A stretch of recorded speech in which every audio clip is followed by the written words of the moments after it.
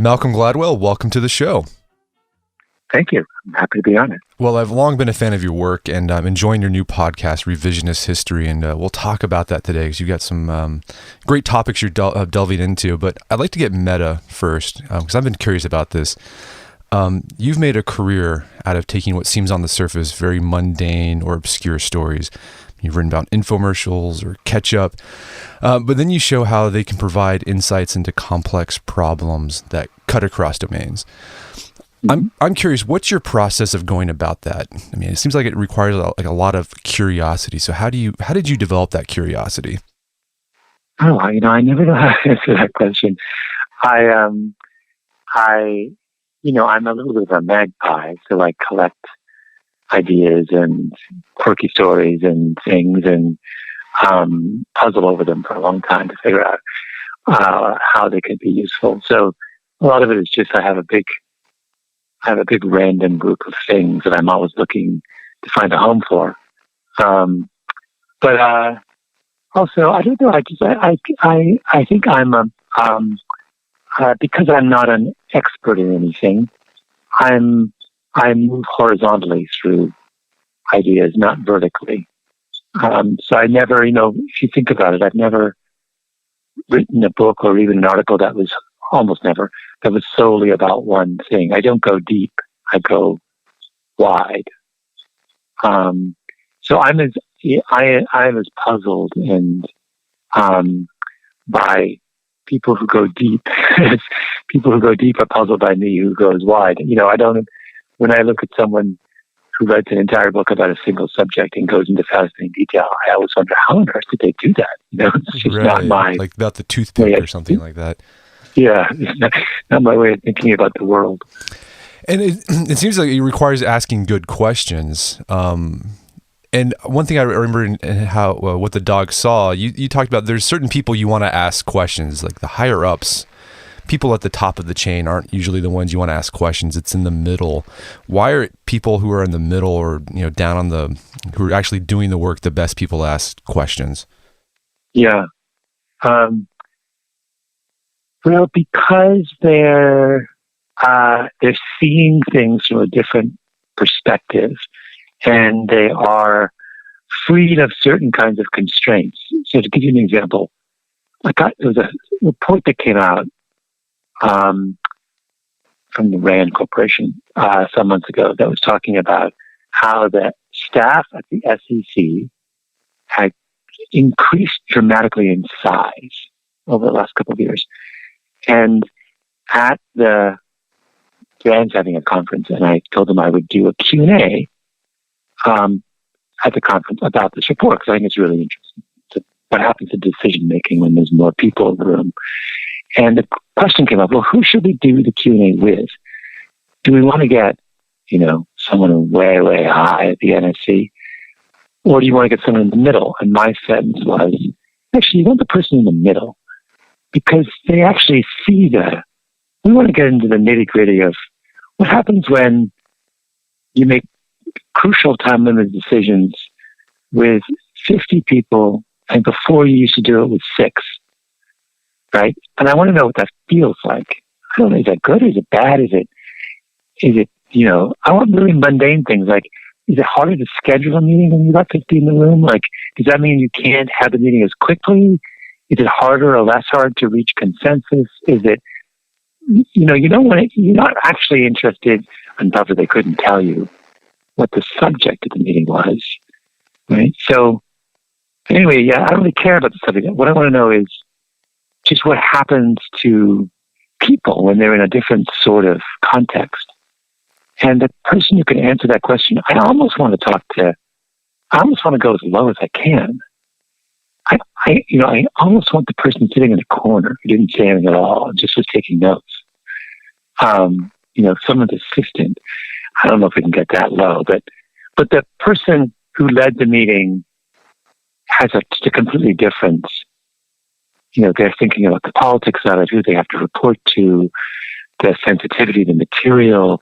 They're not who we want in this instance, right? Now, maybe if I'm a national security reporter for the New York Times, I do want that person because my goal is to find out what came out of the meeting, what the decision was. But I'm not interested, my perspective is different. I'm interested in, it's not what has drawn me to this example. So it's just a kind of, it just depends what questions you're asking. And because I'm very interested in process questions, it means I'm very often not interested in the person at the top. Gotcha. Really.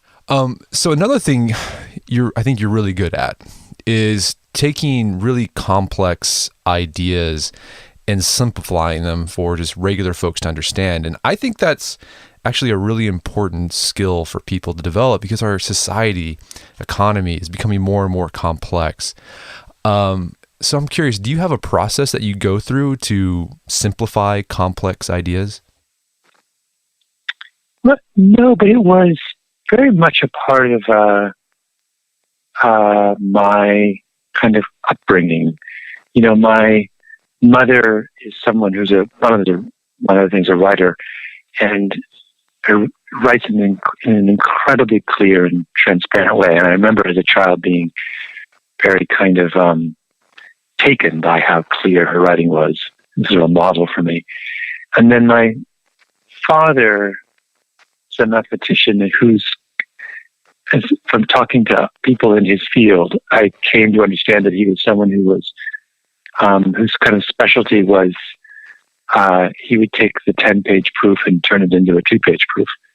So I sort of feel it's in my blood somehow to want to. And he would teach me math as a child and would take something I was hopelessly befuddled about and resolve it and explain it in an incredibly elegant, simple way. And so I think I just sort of came to think of that as the highest form of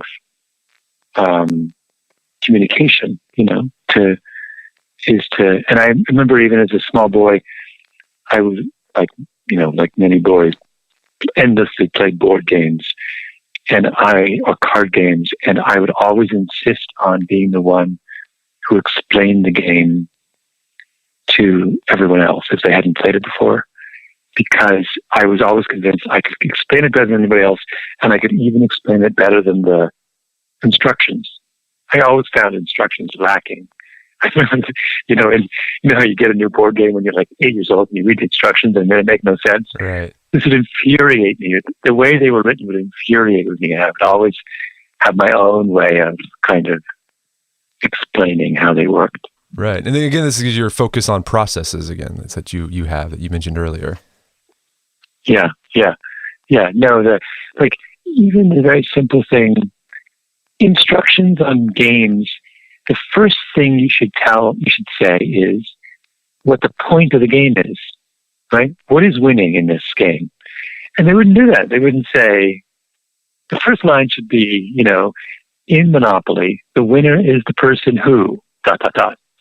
And then explain the rules, right? But they would always, somehow they would feel like the point of the game was supposed to kind of emerge from an understanding of the rules, which strikes me as crazy, completely backwards. So that was I guess I've been doing this all my life. Doing your entire life. It's really interesting. So let's talk about some of the things you've written about and what you're doing on your podcast now. And as I read your work and as I've been listening to your podcast, Revisionist History, it seems like a common idea that you explore is why people, they'll know what they need to do, that there's a better way to do something, but they don't do it. And you explore this idea that I thought was completely fascinating in your podcast about the granny shot in basketball. Yeah. Can you talk about what we can learn about why humans sort of self-sabotage themselves from Wilt Chamberlain and the granny shot? Yeah, that's the first episode. It's funny, I didn't think that was one of the stronger episodes, and yet it seems to be the one that listeners have gravitated to the most, which just shows you what a bad judge you are of one's own work. But that I was reading, I can't remember why. I was really interesting book on Wilt Chamberlain, and it just describes his greatest game, his 100-point game in 1962, I think.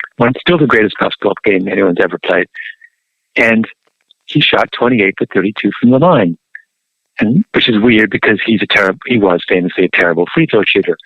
So then you keep reading and you realize, oh, wait, that season was one of the only seasons in his career where he consistently shot underhanded, because his team had brought in a famous, one of the famous old school, actually a guy from what was called, I think, the Hebrew League, so the Jewish Basketball League of Philadelphia, a guy named Cy Castleman, famous free throw shooter who shot underhanded, was brought in to teach Wilt Chamberlain this way of shooting, and all of a sudden Wilt Chamberlain becomes a fantastic free throw shooter.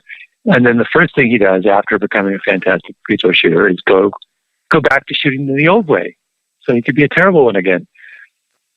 Which struck me as being so bizarre that I thought, but also not more than just bizarre, so typical of human beings, that we don't always do the thing that's right or correct for us or best. We're very often quite happy to go back and do the thing that got us into trouble, right? I mean, there's a million examples. People who have a problem with alcohol relapse. We all have bad habits. We know they're bad, and we persist in doing them. And so I thought it would be really interesting to kind of use the free throw story as a way of talking about that very human tendency to behave stupidly, even when we know better. So, it's distinct from, we do stupid things all the time just because we don't know better, but we also do stupid things when we do know better. So I wanted that second case. And then what made the show work, I think, is that I went and interviewed Rick Barry, who was one of the few basketball players to ever consistently use the underhanded free throw. And even he would do it, even though he was almost, he was sort of not reviled, but made fun of for using this kind of awkward shot. And he turns out to be this incredibly compelling character. And so that the episode is just all about Wilt Chamberlain and Rick Barry, and then trying to make sense of why is it that some people can do some kind of, be one of the few to be willing to try some new idea, and the rest of us are hostile. Right. And you get into that whole idea in sociology of thresholds, where yes, some of us need a lot of people to be doing something before we're like, yeah, I'll do that too. Yeah, if you think about it as a kind of peer pressure model, that some people, all of us will do even the most ridiculous thing if enough people are also doing the ridiculous thing, right? I mean, but some people don't require a lot to go first before they act. And that difference in how many of your peers need to be doing something before you'll join in is called your threshold. And the low threshold people don't need a lot of others to go first. And high threshold people need the world to go first before they'll join in. Wilt Chamberlain was a high threshold person. He was not going to continue shooting the underhanded free throw if he was going to be the only one or one of the only people. He didn't want to stand out in that way. Whereas Rick Barry is someone who is quite happy being the only person in the NBA to shoot that way. It doesn't bother him that he's that kind of, in fact, his whole career, he persisted in doing things that sort of set him apart from others. And that's a kind of, that way of understanding our behavior is really interesting because it frames our choices in social terms. It says the reason you do certain things may have nothing to do with the quality of the idea or your own personal preferences. It just has to do with the social context.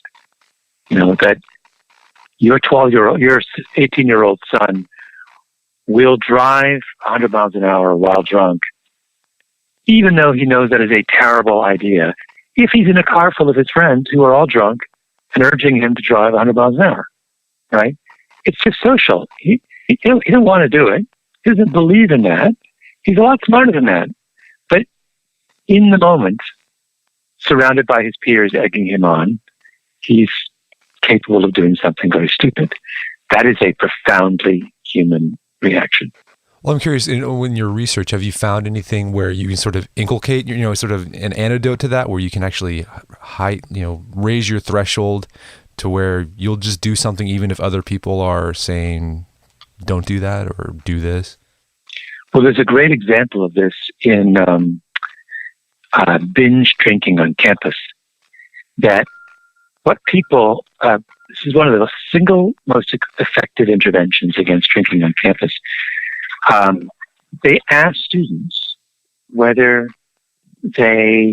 percentage of students they thought engaged in binge drinking.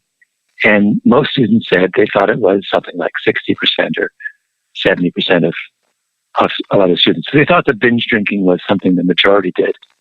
And so that's why they did it. They felt they were, to not binge drink would be to stand out. And then they informed them that the real number is actually something like 20%. It's a minority. And just telling students that something they thought was something everyone did was actually something that very few people did, dramatically reduced the incidence of binge drinking. So there what you're doing is you're playing with thresholds. You're saying that a behavior that people thought was commonplace was actually rare. And the minute you say that a behavior is rare, the social context in which that behavior occurs changes dramatically. It's interesting. I think I've heard a similar study with hookup culture, where they'll ask students like, how many of your peers do you think are engaging in sexual relationships like on the first date? And everyone thought everyone was doing it, but then they informed them, no, it's actually a small percentage, and then that reduced the amount. It's the same. It's a remarkably effective way of same thing happens. If you think about something simple like wearing your seatbelt, Americans were resistant for years to wearing their seatbelts. But now it's second nature. If you don't wear your seatbelt, you stand out so much that it's almost impossible not to buckle up. And can you imagine? I can't remember being in a car where someone wasn't wearing a seatbelt. I mean, everyone would remark on it. They would think you were weird and strange. I mean, the kind of social pressure now around wearing a seatbelt is overwhelming. That was not true in 1980. Yeah. And I think you explore this idea of like people knowing what they should do. There's a better way to do something, but they don't do it. You also hit on this a bit in David and Goliath, where you talk about, again, basketball, but this team of 12-year-old girls who were utilizing the full court press all the time to win basketball games. That seems to be related to that, because like no one else does it, but this one team decided that this is what they're going to do. Yeah. Well, basketball teams, particularly youth girls basketball teams, don't play that way because it's obnoxious. If you press against a group of 12-year-old girls, they won't be able to get the ball off the court. And so that you can't actually play basketball if you press 100% of the time against, relatively, non-elite, even boys basketball at that age. The game becomes impossible to play. So you have to be willing to disrupt the game in a really profound way to play that way, right? You have to be pretty bold and thick-skinned, because the other team, the other parents in particular, are going to get really angry because no one's shooting. It's just all turnovers. It's like, so that was a sort of funny thing. It was that, this is not a strategy that, it's a strategy that requires, at least in the beginning, some pretty thick-skinned, obnoxious people to pull off. Right. And you talk about Rick Barry was sort of like, he was sort of thick-skinned and obnoxious. He didn't have a really good reputation. Even you talk about in his biography, like he had these quotes from his parents who just like kind of eviscerated him a little bit, and that he was okay with that. Yeah, he didn't care what people think about him. I don't actually think, I think he's a very pleasant, I actually think he thought he was a nice, good person, but he just doesn't, the rest of us spend a lot of time doing things and saying things that we think will win the approval of those around us. He does not. It's not even on the table. He does what he thinks is right. And that is that's a sure way to make enemies. He went on and on about how, and he's absolutely right, he does not understand why in the NBA, when someone misses a free throw, all the members of his team congratulate him.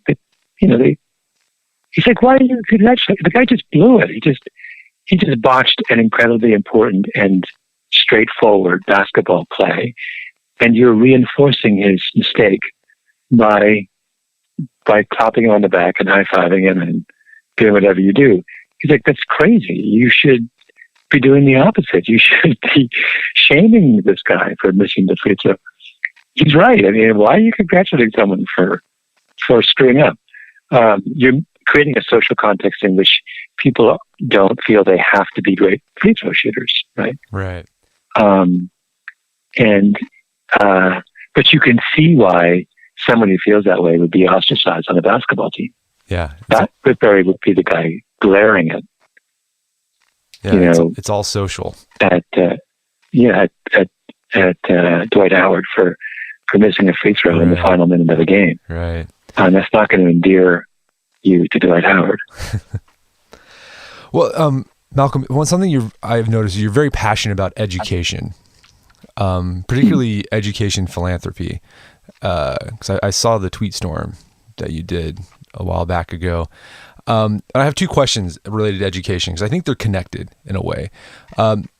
In David and Goliath, you talk about how the way many college students go about deciding which college to attend actually can stunt their academic growth.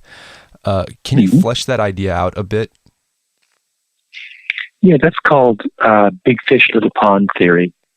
And it says that it just is a psychological observation that it's really hard to be in the bottom half of any classroom. It really makes it difficult for you to remain confident, to learn what you need to learn, to persevere. And there's all kinds of evidence for this. And so putting a student in a situation where he or she is in the bottom half is perilous. It's not always bad. It just increases the chances that, particularly if you're engaged in something that's very difficult, that you're going to drop out. So I'd use the example of science and math classes.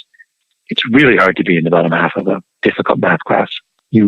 And when we look at why dropout rates are so high in science and math education, and they are extremely high, that's what's happening, is that if you're taking calculus and you're the worst student in the class, chances of you finishing the year in that class are just minimal.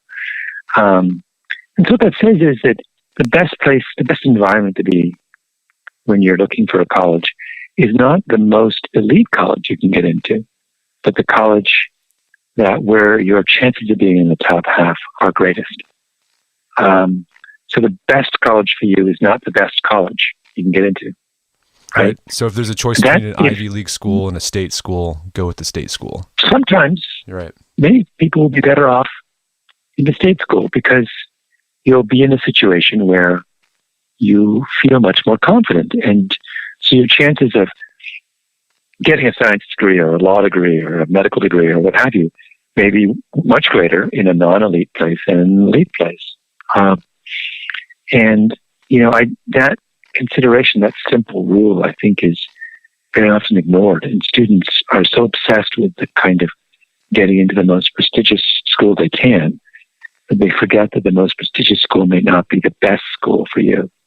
Right. And haven't they done studies where they found that, looking at long-term trends, I know they've done this with law school, at least, that, which school you attended overall doesned affect how well you do as a lawyer later on. You could go to a state school and you've done just as well financially as a kid who went to Harvard. Yeah, it's not, generally speaking, when economists do very careful studies of the usefulness of an elite education, what they discover is it's not as useful as you think. So that it's really, people from Harvard do well because the kind of person who goes to Harvard does well in the world. They would do just as well if they didn't. It's not Harvard, in other words. It's making them succeed in life. It's the fact that they're a very, very smart, talented person. And so it's their personal characteristics, not the characteristics of their school, that are predictive of their success. So once you account for that, you realize the additional advantage that accrues from the reputation of your undergraduate school is small. It's just, we exaggerate it. It's just not the case that it makes a huge amount of difference where you go. It just makes you feel good in the moment saying that I got accepted to Brown. And that's where I'm going to go. Yeah. So I think this idea is connected to a recent podcast episode you did on revisionist history. This idea that going with the most prestigious school can backfire on a person individually. It also seems it's connected to your idea of how education philanthropy is done. So in the past 20 years, there's been a boom in donations to American universities, big donations. But you argue that the way it's done is actually not all that productive. Why is that? Well, there has been this dramatic uptick in large gifts, so $100 million plus gifts to American institutions, college institutions. They have all overwhelmingly gone to schools that are already rich. So, the last $400 million, last two $400 million donations in the world of higher ed, Phil Knight's gift to Stanford and John Paulson's gift to Harvard went to schools with an endowment of $22 billion and $36 billion, respectively. People are giving lots of money to schools that already have lots of money. And that episode of Revisionist History said, first of all, why? That's kind of crazy. What sense does it make to give money to people who are already rich, to institutions that are already rich? It would be like me writing a check to Bill Gates. Why would I do that? And the second point, sort of the broader point, is that when we give money away, we usually do a kind of return on our investment calculation, right? We say, how much good can be purchased with my money? And my argument is that if you give $400 million to a school that already has $36 billion, there's not much more they can do with that money. They've already, presumably, if you have that much money in the bank, they're already doing the kinds of things that money can buy. They've already set up the lab. They've already funded the research. They've already supported the student in financial aid. Whereas if you give that $400 million to a school that has $100 million in the bank, there's an amazing amount they can do with that money. So it's, when your return on your investment when you give money to a needy school is just vastly greater than if you give money to a wealthy school, just as it would be in real life if you're giving money away. The person living at the poverty line can do an extraordinary amount with $1,000. $1,000 given to a billionaire is meaningless. And my puzzle that I try and solve in that episode is, why on earth does this very common sense principle, which is really clear when it comes to giving to people, why on earth is that ignored when it comes to giving to institutions? And I guess there seems like there's a little bit of that Matthew effect going on, right? Like success, we just want to go with the winner, so we give them more. Yeah, which makes no sense. I think I actually said in an interview recently that I thought that it was, if you give anyone who gives money to Princeton, which is on a per capita basis, the wealthiest educational institution in the history of mankind, anyone who gives money to Princeton is committing I think that's a moral obscenity. It's wrong. There's no other way around it. I mean, you might as well just burn your money, if you're going to The school is a tiny school with, I don't remember how much money they have in the bank, but on a per capita basis, they are, they're basically, they're like one of those little islands in the South Pacific where everyone's a millionaire. Right.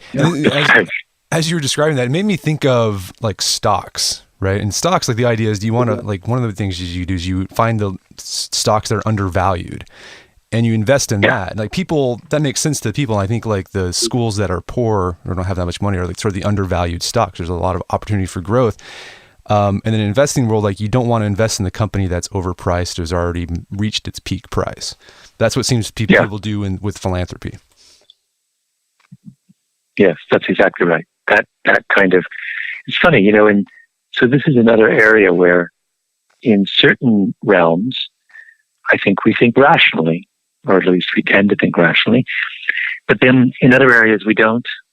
So we think rationally about stocks, usually, but when it comes to educational philanthropy, we're completely unwilling to kind of, or not always, but many people, many wealthy people who are normally very thoughtful and intelligent are unwilling to use their same thinkers rationally when it comes to their educational giving. It's interesting. Well, Malcolm, one thing I'd like to talk to, shifting gears here a bit. I think one thing a lot of people don't know about you is that you're an avid runner. In fact, I just learned this. I am, yes. 2 years ago, you were 50 years old. You ran a 4-minute, 54-second mile, which blows my mind because it takes me like 13 minutes to run a mile. When did you start running? And I'm curious if there's anything you've learned from running that you applied to your work as a writer. So I ran a lot in high school, and then very successfully, and then I stopped and really didn't race again for 30 years. Although I ran a little bit, but I was started to run seriously again in my 50s. What is? I mean, running is about. I don't know whether there's a direct overlap with writing, except that it gives you extended period of time for reflection. And I just think, right, if you're going to be a successful writer, you need to have extended periods of reflection. And so you go for a 10-mile run. That's a good, hour and change that you have that you're alone with your thoughts. And so that can be there's a nice overlap between the opportunity given by a long run and the requirements of writing. Well, Malcolm, this has been a great conversation. Where can people learn more about your work in your new podcast, Revisionist History? Well, we have a website, revisionisthistory.com, where all the episodes are available for download, and I have a website, Gladwell.com, where a lot of my writing is archived. And so I think between the two of those websites, you can pretty much get the full story. Fantastic. Well, Malcolm Gladwell, thank you so much for your time. It's been a pleasure. Great. Yeah, it's been really fun. Thank you. My guest today was Malcolm Gladwell. He's the author of several books that you can find on Amazon.com. But be sure to check out his new podcast, Revisionist History. You can go to revisionisthistory.com to download episodes there or search for it on iTunes. It's a really great show. Also, check out the show notes for this podcast at aom.is/Gladwell.